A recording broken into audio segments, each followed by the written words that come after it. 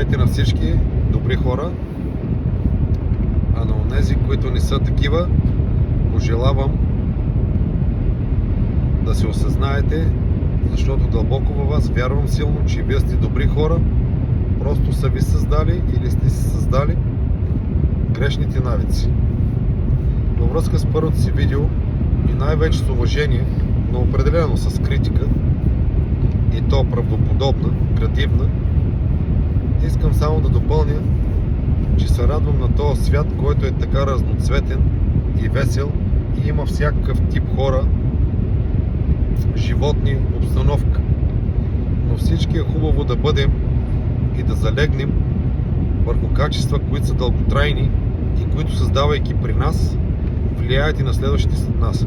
Това са морални качества, това са етични качества, това са съвест, това е добронамереност, защото давам един пример, в който сами да намерите мотива какво искате да правите.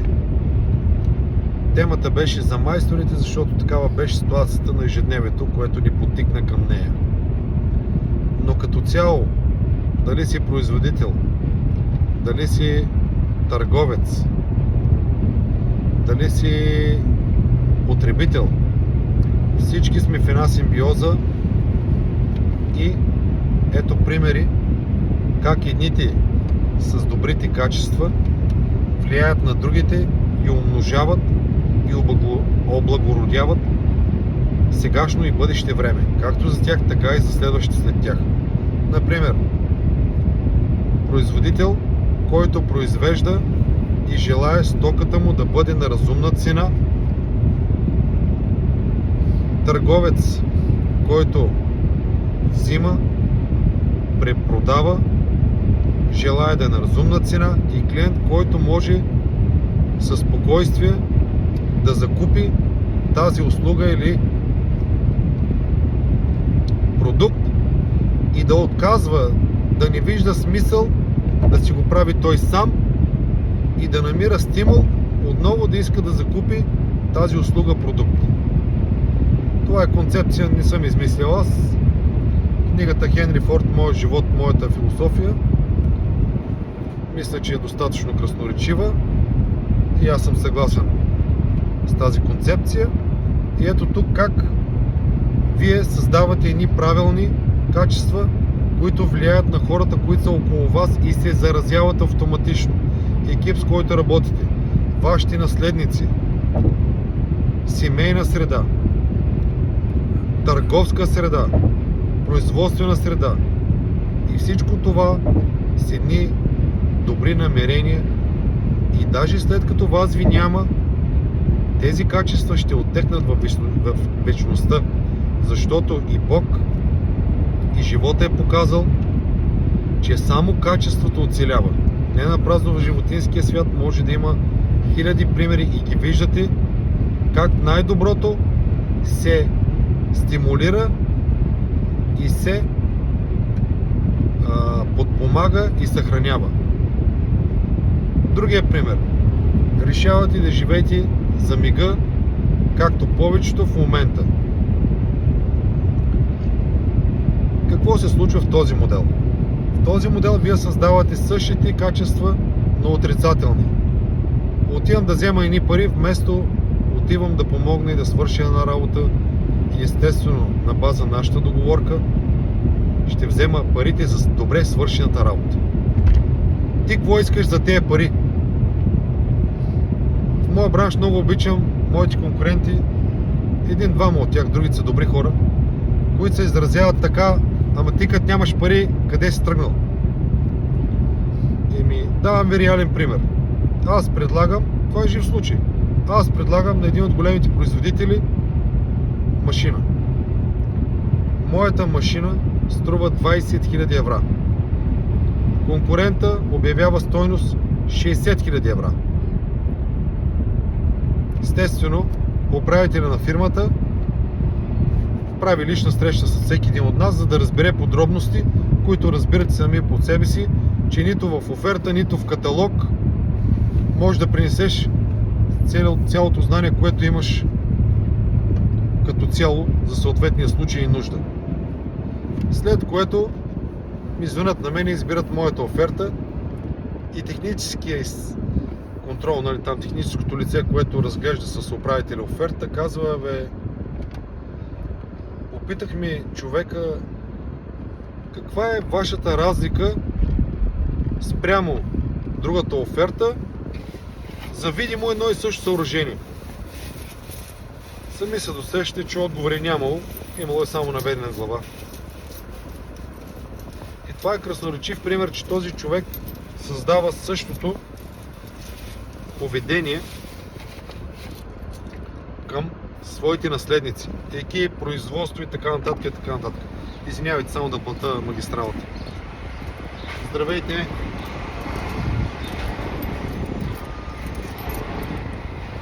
Може ли бележката?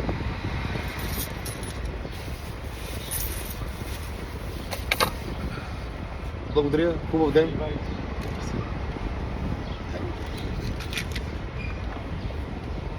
И да се върнем на темата. Тогава този човек, тъй като е неосъзнат, затова казвам, че няма лоши хора, има неосъзнати, не разбира от психология, от търговия, от бизнес, той просто иска едни пари. Вярва си, смята и е убеден, че ги заслужава. Сигурно е така. Какво прави този човек? Създава навици, които в момента се реализират чрез неговото наследство. Децата му, екипа му, работата му. И всичко това, защото той се въобразява, че с взетите големи пари над реалността, той ще обезпечи себе си и работата си, бизнеса, работници, семейство. Това времето, икономиката го е доказала, че няма как да стане. В момент, в който умреш, малцина са онези, които могат да приведат огромния си опит в наследство на своите наследници. И те отдавна са осъзнали, че това става само единствено с подходящите навици, които определено са бъди благодарен и се грижи за това, което е заобикаля. Иначе гаранция оставаш без него.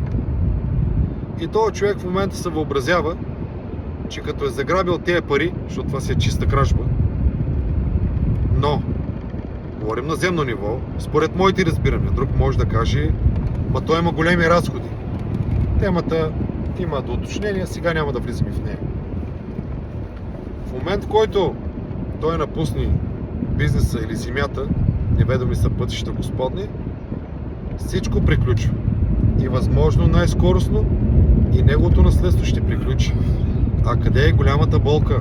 Голямата болка е, че той е плитка саксия и не е разбрал, че лошите навици, които е създал, ще превърнат децата му, семейството му, рода му в скъперници. Защото те първо няма да имат възможността да грабят по този начин, тъй като времената се сменят. Затова са кризите, а те са периодични. В момента сме в криза и в един момент децата му, липсвайки умения, липсвайки качества, бивайки отхвърлени, защото името им вече се носи в времената, в страната, която живеят. Малка държавата България, света по-още по-малък. И тези хора ще бъдат изолирани като аутсайдери и ще се превърнат задължително в скъперници, защото няма как да знаят как се генерира, как се умножава и как се съхранява това, което преди теб някой е създал. Освен ако нямаш подходящо правилните навици. А никъде в света недобронамерените хора нямат такива навици. Всичко е момент на изгода, всичко е момент на емоция и всичко е липса на задълбочен размисъл. След последователност на тези действия, какви са вероятностите и какво би могло да се случи. Големите корпорации го правят, защото могат да си платят на умни хора като мен. Ето, ще се самохваля, защото съм си умен. И мъдър. Да им свършат работа, която те не биха могли. Но за обикновения, работния човек, за някаква измислена средна класа, ако щеше адвокати, ако щеше доктори, ако щеше бизнесмени, 98% самохвалци, илюзионисти, недобронамерени, направо злонамерени, лъжливи хора, които само това им е в главата, да взема едни пари, ама сега на мига. И както вече казах, радостното за ощетените е, че време разделно винаги идва. Няма такъв момент, в който да ни дойде. За наше щастие в момента сме в епохата тук и сега. Преди беше, ако не е тук, ще е после, т.е. ако не сте вие, ще са вашите деца или наследство. Сега обаче всичко се случва сега и тук, и той единствено и само за сметка на то, който го е причинил. И също така, че след като той си плати, пак неговия род приключва, защото той е нанесъл щета първо на себе си, после и на тях с грешни и неподходящи навици. Така че вразумете се, осъзнайте се, бъдете благословени, радвайте се на живота, правете добри дела, гордейте се с името си, със съвестта си, със самите себе си, за да оттекнете във вечността. Амин.